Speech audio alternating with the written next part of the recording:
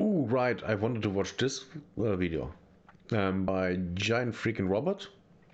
Uh, how the last great Star Trek series destroyed Gene Roddenberry's dream forever. Yeah, this is about Star Trek Enterprise. The last Star Trek show that I watched mostly, and then came STD, and I think STD I watched two full episodes and then 50 minutes of the third, and then I was done because it was just too stupid, too bad. I couldn't take it. Like I just couldn't. It was causing me physical pain to watch that stuff.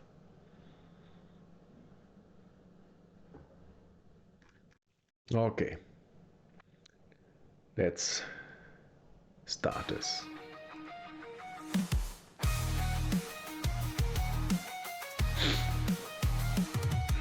The 1990s were a time unlike any other for science fiction, especially for one of the biggest sci-fi franchises of all time. Let's rock and roll! 6.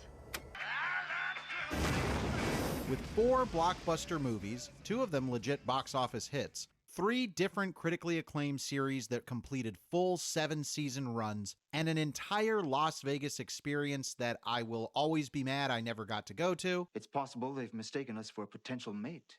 Star Trek was on the roll. Oh, that line.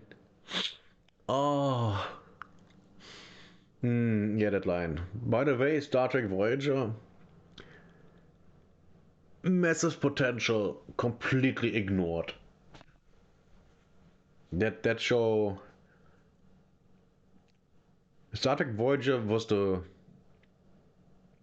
worst show in the modern Trek. Well, back then, modern Trek. The best was, the thing is, the best was probably Deep Space Nine. Yes, Deep Space Nine over the Next Generation. Because it was so different and was way more character based than all the other shows.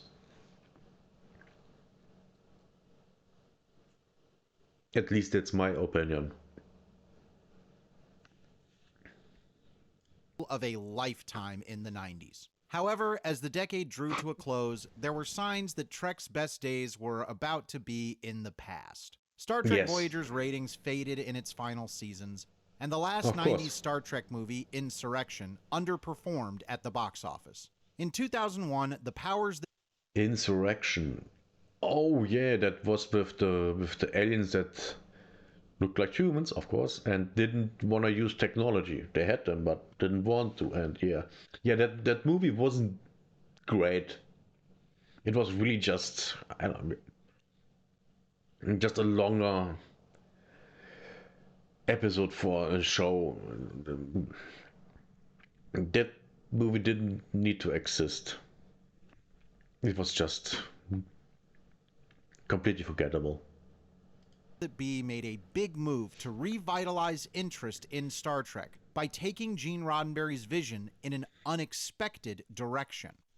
For the first time, Star Trek would stop moving forward. The franchise would wind the clock back to when the Federation began with Star Trek Enterprise. The thing is, that can work, but you have to go with what was set in canon. But they didn't. They retconned a lot. How? Time travel. And that is why you should never have time travel in any universe you create. Never. If I would create a franchise with a universe, I would, one of the first rules for the universe would be no time travel ever. Not even in dreams and things like that. Never any time travel. Because time travel destroys everything. It destroys everything. It makes everything either stupid or destroys it. It's really, really bad. I really hate it. That's why whenever a time travel episode comes, I'm basically out. First ever Star Trek prequel series. The plan was to rediscover the spirit of adventure and exploration that used to be the hallmark of what had now become an aging franchise. So, when Enterprise debuted in 2001 on UPN, Never even heard of it. That. a network with such memorable programming as Homeboys in Outer Space, Oh god. Directly in front of the luckiest man in the universe. and Shasta McNasty, there was a sense of self-assured success. This was Star Trek. Voyager had been the flagship show of UPN. What could possibly go wrong? Why was that on UPN and not a big television thingy? Why? That was bad. That was a bad decision. I would rather have sold it to a larger company for less and have more exposure. That would have been the better solution. But yeah, this is bad.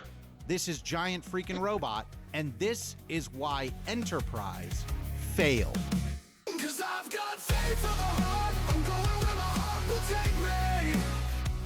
Rick Oh, Berman God. and Brannon Braga were pretty much the minds in charge of Star Trek throughout the 80s and 90s. No one's gonna bend to break me. I can reach any star. Their leadership and their ideas helped transform Gene Roddenberry's canceled TV show into a modern multimedia empire. So it makes sense they'd be confident in what they were doing with Enterprise. Take her out, Mr. Mayweather. Straight and steady. Berman and Braga were so certain this new plan would work that Enterprise didn't even bother to put the word Star Trek in its title.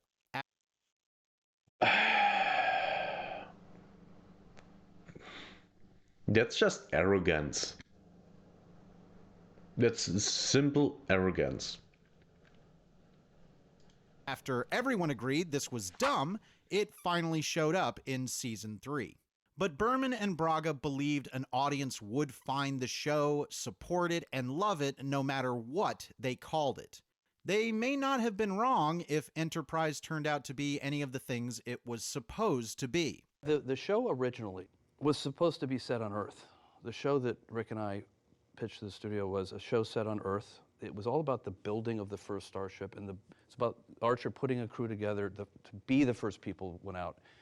And it was either the end of the season or somewhere mid-season, the ship was going to be launched.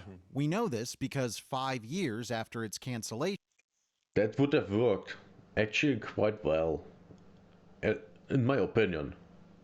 You know, I don't know, 10 episodes of getting the crew together and the ship built, and then, you know, testing the ship after it comes from the dock, and then flying out. That could have been the complete first season, and it would have been fine. People would have watched that. But they didn't do that. They did so much stupid things with this show. director J.J. Abrams pulled off all the things Enterprise originally promised with his big hit Star Trek prequel film in 2009, even if it was in a more Hollywood lunk-headed kind of way. You bet your ass, Captain! There are plenty of reasons to dislike the idea of prequels today, now that so many franchises have fallen back on them for various lazy projects. But other than The Phantom Menace, Oh my god, Sector 31. You. Just you. Everyone that thought this was a good idea needs to be fired. Nice spinning. That's a good trick. The idea of doing prequels back then still felt creatively fresh. Enterprise was supposed to take us back to the beginning of the Federation, before the time of Captain Kirk and Spock, to the first starship to bear that famous name, in a tumultuous galaxy humans were only beginning to understand. And that would have been great. But the execution and what was made out of it. Let's just be fair. The war with the Sinti was the worst thing. The cold time travel war. How stupid is that? Just think about it. A cold war about time travel and changing the timelines. That's just stupid. It's really stupid. Why would you even come up with that and then think? I mean, coming up with that, oh yeah, this is cool as a joke, yes, but then actually doing it, that's just. It's the R word, and yes, I'm censoring myself. It's the R word. These people are R. R. It's. They just should have stuck with their ideas. But no, they wanted action. More than that, Enterprise was supposed to be different in style and tone. They wanted a stripped-down approach, one that emphasized human determination over excessive reliance on technology. The show's admittedly excellent production design reflected that. If you look around the bridge, you'll see that the controls are more tactile, mechanical. The buttons are you have to push them. I mean, they're not all touch screens. It's a much more physical show. It's rooted more in the mechanical and less in the esoteric, if you will. It's a little more familiar, still future, esoteric? a little more familiar to our mind.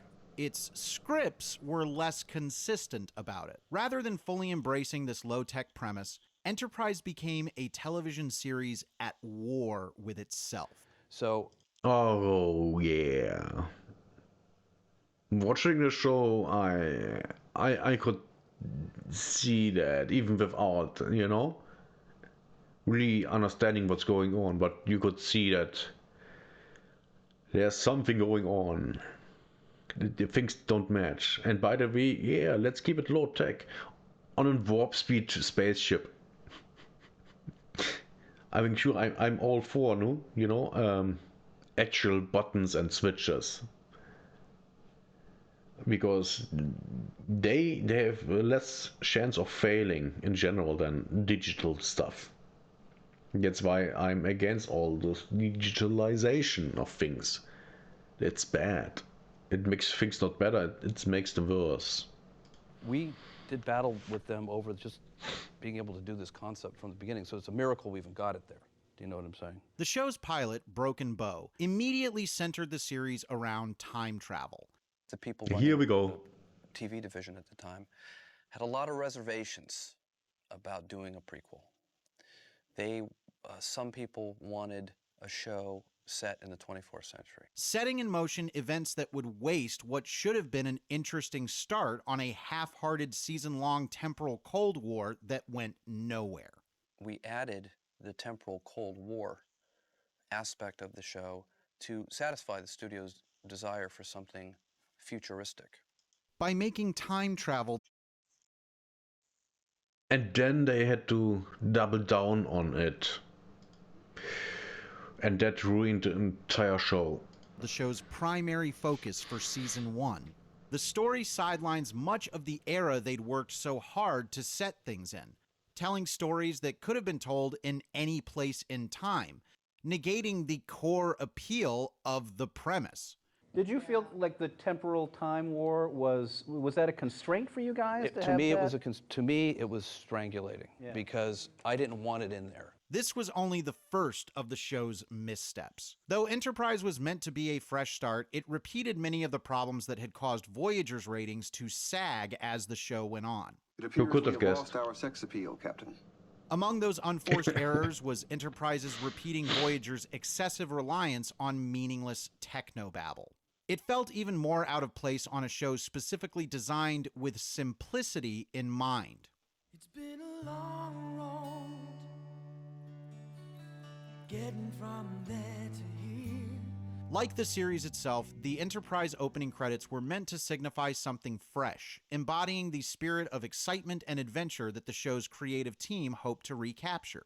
Casting off the traditional flyby open used by all previous Star Trek incarnations, Enterprise created a visual history lesson that rocketed through the accomplishments of human exploration. That feels pretty Star Trek, don't it? Then it ruined that otherwise exciting montage by setting it to an awkward song about faith, crooned by what sounds like Rod Stewart auditioning for Creed. To be fair, I kinda like the song, but I never actually listened to the song, like, you know, listen to it and understanding what's going on. It was just, that was in a time where my English wasn't that good. So I was just hearing it and it was, no, it sounds nice. But yeah, that's about that. Nothing says exploration and adventure quite like Christian elevator rock. Later, when Berman's team realized everyone hated the song, they tried to fix it by speeding up the tempo. Like setting a Michael Bolton song to a bossa nova beat cranked out of a Casio, this made something bad somehow even worse.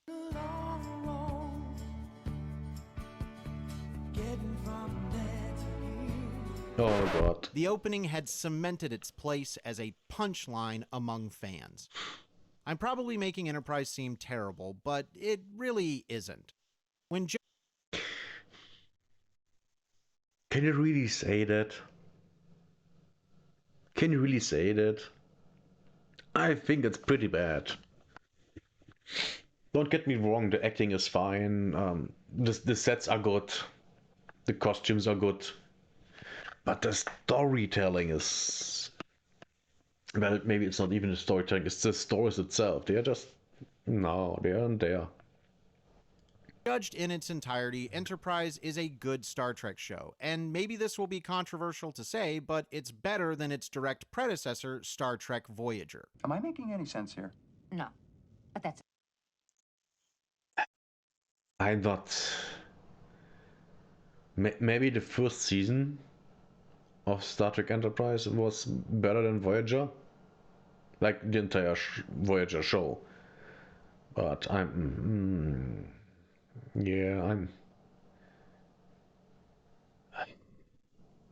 Personally, I think Star Trek Enterprise was worse than Voyager. But then I was that was over 20 years ago. And I haven't watched Voyager in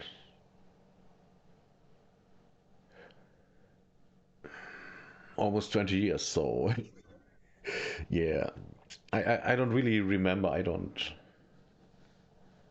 What I remember about Voyager is disappointment about the lack in character growth and consistency throughout the run of the show.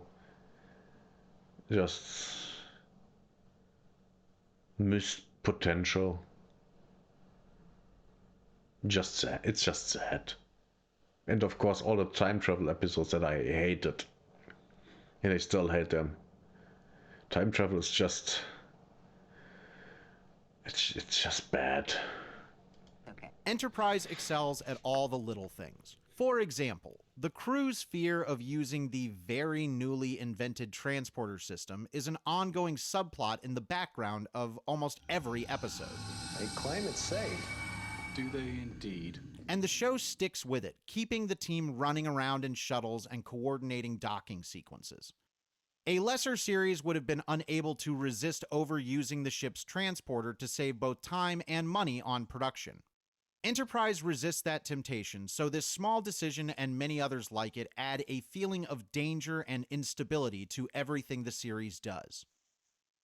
But the Now, show is a that's a good constant thing. push and pull between those good ideas and other missed opportunities. Nothing in Enterprise embodies that duality better than its series lead, We can't be afraid of the wind, Ensign. Captain Jonathan Archer, played by veteran sci-fi actor Scott Bakula. Bakula was already a big star when he joined Star Trek, thanks to the acclaimed time travel series Quantum Leap.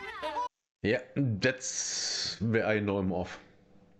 I couldn't put the finger on it when I watched Enterprise, but yeah, that's where I know him from. I knew I knew the face, especially the nose. Bakula's Quantum Leap character was built around a sort of old-fashioned, well-meaning, aw-shucks naivete, and he brought all of that with him to play Captain Archer. The unusual thing about Archer is that he's not very good at his job, and he shouldn't be. He's the first. He went out exploring without any rules, directives, or red alert protocols, and expected everyone he met to give him a friendly smile and an extended hand. Bakula's aw-shucks persona is perfect for that. But Starfleet had no idea what it was doing when it picked its first captain. It's a bit more complicated than that. The Jonathan Archer that Enterprise introduces is careless and sloppy. He's too trusting, too eager, and frankly, too damn friendly. Yeah, that was something that I never liked about him. But it's also pretty realistic, right? But again, it's something maybe it's my personality, because I would never expect anyone to be so yeah, well, friendly and smiling and welcoming. Of course not. That's not who I am, and I especially you are in space. You don't know who you are meeting. Could be just Klingons, and then you are fucked. Constantly getting his ship in trouble. Tosca insult, some kind of an insult. He's insulting us or we insulted them? I'm not sure. When things don't go as planned, Archer pouts and complains that aliens are mean. As the missions get tougher, he becomes increasingly unhappy, miserable, and even morose. Sorry. His friendly demeanor is replaced by a scowl. As the seasons wear on, he begins holding grudges, shooting first and asking questions later. That may sound like criticism, but it's actually praise. Archer's ability to make the best of a bad situation he's not at all suited for is the most interesting thing about the show. Maybe you're right. But rather than fully exploring it, Enterprise resorts to telling us how great he is with verbal diarrhea and doe-eyed reactions from his crew, rather than grappling with long-term consequences. So they repeated what they had in Star Trek Voyager. Yeah, I can see where the problems are with the writers. The writers are the problem. Archer turned into a placeholder for an already determined future success. His attitude doesn't matter, his mistakes don't cost them anything, and his decisions are rendered irrelevant as Enterprise gives him a predetermined grand destiny. An ill-equipped Archer struggling to figure out how to command on the frontier should have been the core conflict of the entire show. Instead, the writers kept trying to narratively force the character into a cookie-cutter Captain Kirk mold, while Yeah, that was a mistake. That's absolutely a mistake. I can totally, yeah. A show that would have had the captain and the struggles at the focus. That's interesting. And very better than a time travel Cold War that turns hot. Scott Bakula gave us something else. Archer isn't Captain Kirk. He's obsessed with water polo. Think of it as one part basketball, one part swimming. He spends his off-duty hours hugging a beagle. He's more comfortable talking about warp theory than negotiating with hostile aliens or making out with green women. Enterprise never fully embraces who Archer is. He has a destiny, and one way or another, he has to fulfill it. I told you, best sport in the world. The rest of the ship's crew are a similar mix of good ideas that never fully come to fruition. That's especially true of T'Pol, who, in her most vital moments, serves as a reality check for Archer, the person to tell him he has no idea what he's doing. Your intentions were admirable, Captain. But nothing can be done for that crew now, and if we remain here, your crew could be put in jeopardy. It wasn't a bad idea to have a Vulcan on Enterprise. After all, this is a Star Trek set in the very earliest days of humanity's galactic awareness. But basically she is there for the sex appeal, which she has 100%. Yeah, she's she's literally one of the best things about the entire show, because she's so attractive and smart and educated, you know. Vulcans are the first aliens encountered by humans and would, logically, be one of the few alien races they'd be well acquainted with during this period. However, it was a bad idea to make that Vulcan Archer's first officer.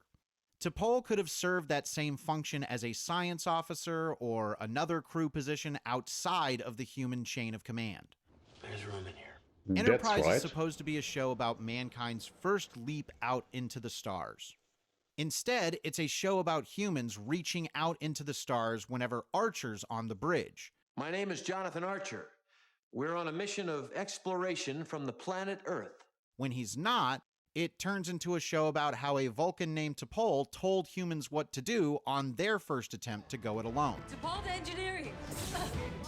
It's particularly wrong-headed in light of Archer's own resentment towards Vulcans. Ever since I can remember, I've seen Vulcans as an obstacle. He sets out on his journey determined to prove humans don't need help from Vulcans. We may need to defer to their judgment. We've been deferring to their judgment for 100 years. John. How much longer? Until you've proven you're ready. And for his initial act as captain of Earth's first Warp 5 ship, he makes a Vulcan his first officer. If I asked you to stay, it might look like I wasn't ready to do this on my own. Perhaps you should add pride to your list. Nothing about this makes any sense. It makes even less sense when you consider what Enterprise made out of the Vulcans. Instead of the logical, peace-loving aliens we've grown to know and love as part of the Trek universe, We disposed of emotion, Doctor. Where there's no emotion, there's no motive for violence. we got a bunch of angry, close-minded racists with an addiction to spray tan and a penchant for murder and threats. Yeah, that was also a big red flag for the show. Changing the Vulcans so much that they're basically unrecognizable. They're more like Romulans than Vulcans at this point. And this makes not even any sense.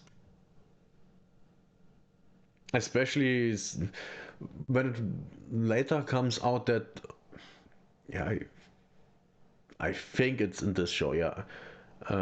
I think T'Pol said it somewhere in the final season or so, that the Vulcans were jealous about the humans reaching the point where they don't have their emotions control them all the time way faster than Vulcans did.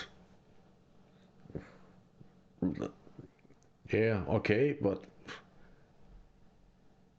the jealousy would just be, you know, an emotion that they should fight and not basically embrace. That's stupid. You people are so used to lying, you don't even tell the truth to each other. In the show's final season, there was a last-minute, half-hearted attempt to reconcile all of this and turn the Vulcans back into beings best known for their inability to lie. But by then, it was too little, too late. The frustrating thing here is that T'Pol is a good character, and Jolene Blalock delivers the right performance even when the script is wrong. Rick and Brannon gave us a lot of liberty to portray our characters as we saw fit. But it's also clear they hired the incredibly beautiful actress to be photographed in her underwear, something the show seems to do any chance it gets. Yep. It is almost every episode she is half naked. And I also agree that T'Pol was played very well. But that goes for all the characters, I think. They were all played well. They are, a lot of times, underutilized, like, I think his name is Phlox, here the doctor. Very, underutilized. There could have been so much about him in the story, but there isn't. There's not much to him. He's just, an alien that is a doctor on a ship. That's mostly it. There's also, when I remember correctly, zero growth with him. He's just there. To be fair, the show also gives male crew members similar attention. Yeah, she's beautiful and she's not wearing much, and I'm not wearing much either. Trip Tucker often ends up shirtless and entwined in uncomfortable situations. I'm not quite sure if congratulations are in order, Commander, but you're pregnant. Now, I'm no prude. I got no problem with seeing pretty people looking sexy. Not everyone is comfortable with the idea of disrobing in front of others. There's nothing wrong with seeing T'Pol in her Vulcan underwear if, outside of that, the show gives us other things to build up her character. But Enterprise never did enough justice to her character, and there's only so much Blaylock herself can do to try and make what she's given any better. The fact that I'm Vulcan may help me establish a dialogue. Charles Trip Tucker III, played by Connor Trenier, is the ship's catfish-loving Southern engineer. He's also emotionally unstable and a constant source of problems for his captain. I didn't think it would hurt to teach her how to read. Then you didn't think hard enough. We're out here to meet new species, not tell them what to do. In one of the best gags on the animated series Star Trek Lower Decks, an alternate universe version of T'Pol appears, who, after marrying Trip Tucker, I was married to a human for 63 years. I know sarcasm when I hear it. uses her experience interacting with him to become the Federation's foremost expert on humans. Why would you even mention Star Trek Lower Decks? That thing doesn't exist. Just like Star Trek, or what, the STD thing, that doesn't exist either. Don't even mention it. Why are we mention crap like that? Stop it. Stop it. Emotions. Evil video. T'Pol, my Vulcan first officer, is an expert on human emotions after being married to Trip Tucker for decades. Somehow, this walking emotional time bomb is third in command of the ship. Maybe you should pay more attention to upgrading your weapons, so you can blow the hell out of these bastards when we find them. Given his behavior, this rank never made much sense. The Enterprise creative team writes Trip like a wet-behind-the-ears ensign, not a reliable, seasoned officer.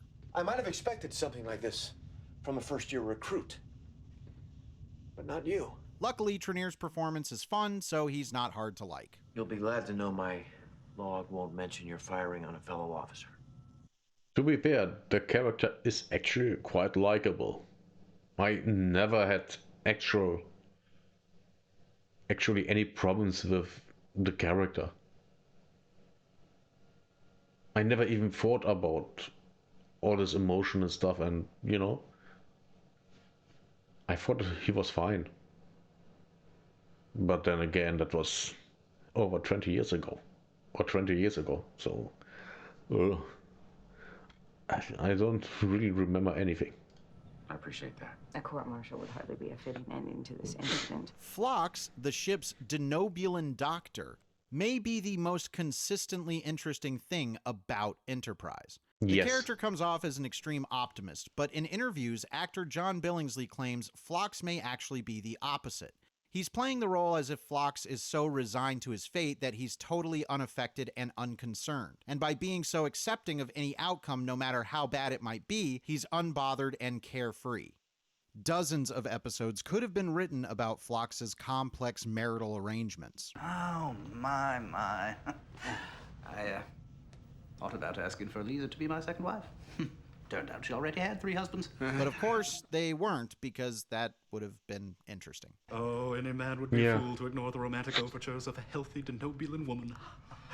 Enterprise scored some great guest stars. A guest appearance by Scott Bakula's Quantum Leap companion Dean Stockwell was squandered on a generic character unworthy of the actor's talents. Jeffrey Combs' brilliant performance as the Andorian commander Shran Look at the trouble you've gotten your pink skin into this time. demanded he be used as a recurring character. That character was so good. One of the best, if not the best character in the entire show. I really love that character. It's so good. And we have to give it to Star Trek Enterprise. We finally see the Andorians again. I think the last time we saw it in Star Trek was the original series. So, big plus. Good work. Jeffrey Combs has a habit of doing this in Star Trek shows, it seems. Brunt, FCA. To think a Wei-Yun could be capable of such treachery. Hey now, this has all been a huge mistake. It should also have prompted them to go a step further and find a way to make Combs part of the regular cast. There were rumors this might have been the plan if the show had gotten a 5th season. We keep doing each other favors. Isn't that how alliances are born? There's so much more that could be said about what Enterprise actually got right. The rest of the supporting cast works nearly as well as the ones we've highlighted. Malcolm Reed's obsession with protocols. Read that. That's not bad. Hoshi's fear of, well, everything. Mayweather's past growing up on a spacefaring freighter. However, Enterprise never moved fast enough to capitalize on its strengths. Shran got a couple of episodes a season, and Phlox was kept locked away in his sickbay chasing the occasional escaped Tiberian bat. In 2005, after 4 seasons of sinking ratings, Enterprise was canceled. Enterprise was supposed to be a grand new vision, focused on exploration and adventure, a show about the triumph of the human spirit. Instead, it kept getting bogged down in worn-out gimmicks like time travel that it never needed. Many shows take a few seasons to find their sea legs. Just ask TNG. Y'all must be mistaken. And Enterprise had started to find its equilibrium when Paramount pulled the plug. We had grown very weary of space battles and people with prosthetic appliances on their forehead walking around. And we wanted to do a show that focused on the people, more so. Less plot-driven shows, more character-driven shows. Now, it will be debated whether that was a good idea because the ratings went down. But was that because Star Trek had been around for so long, or is that because the show didn't work? The problem with the show wasn't the focus on characters. It was that it didn't focus on the characters. The time travel was the time travel plots were the worst things about the entire show. These are the things that absolutely didn't work and destroyed the show. It made it convoluted. It pulled it down to a level of... Oh, I forgot how it's called in English. Or in German. Of parody. The time travel put the show down to be a parody of itself. That's my opinion. But I think it's correct. Without the time travel, the show would have been fine. People would have liked it. Focus on the characters, have some adventures, everything would be fine. But now you have to put in time travel. And with that introduce things that weren't there in the original timeline. And now you have a convoluted mess. Congratulations, you ruined your show. You made the fans move away because they don't want to watch this stupid stuff. Hooray. One more show for the gutter. Enterprise's producers built their show around the idea of faith.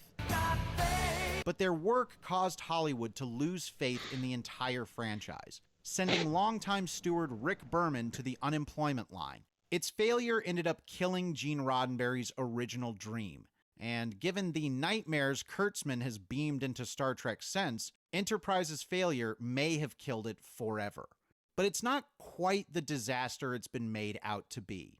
Enterprise should have been Star Trek's future. Now it's the last gasp of the greatest sci-fi franchise's golden era.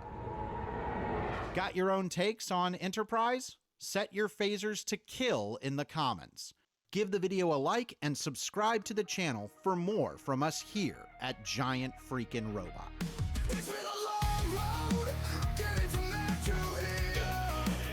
Oh, yeah. No, they got some things wrong. So, basically, this was the last decent Star Trek show. And it wasn't even good. That says a lot about the shows that are running or just got cancelled, like STD and Star Trek Lower Decks. No one wants to watch that. No old Star Trek fans want to watch that. And the new Star Trek fans that watch that don't like the old Star Trek. Because the new Star Trek isn't Star Trek. It's that simple. If you like the new stuff but not the old one, you aren't a Star Trek fan. You are a modern crap fan, but not a Star Trek fan. It's that simple. And that's it for this video.